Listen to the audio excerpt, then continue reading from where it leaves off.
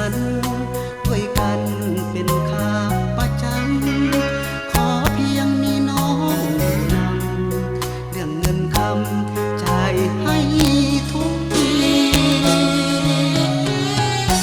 นั่งสองคนโง่จนปัญญาเดี๋ยวมองจ้องทางสายตายันเมียมาจวบพอ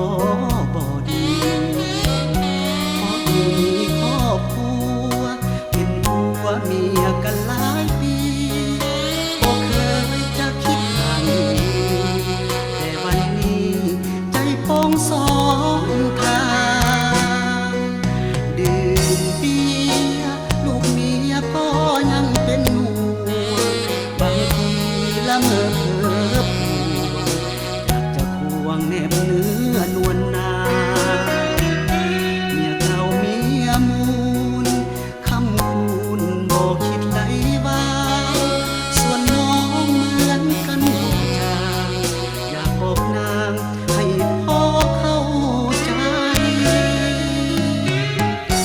น้องอยู่ผ่อนคลายกับอายดื่มเบียร์จะเอาเรื่องของลูกเมียนั่นมาเคลียร์สมเบียร์เข้าใส่ส่วนอายกับนางเส้นทางยังต่างหัวใจกับเมื่อครอบเมียมาใหม่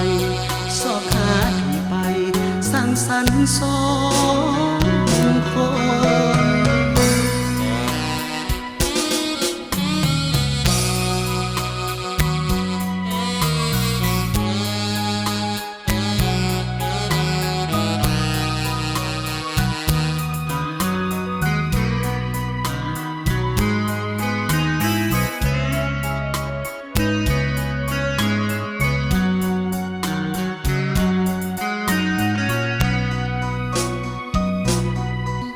ดื่มเบี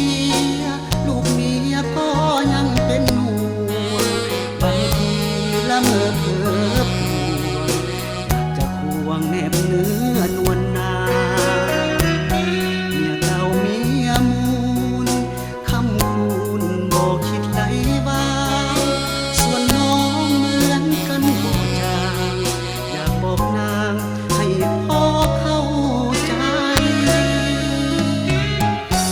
น้องอยู่ผ่อนคลายกับอายดื่มเบียร์จะเอาเรื่องของลูกเมียนั่นมาเคลียร์สมเบียร์เข้าใส่ส่วนอายกับนางเส้นทางยังต่างหัวใจกับเมื่อครอบเมียมาใหม่สอกหาที่ไปสร้างสรรค์สอ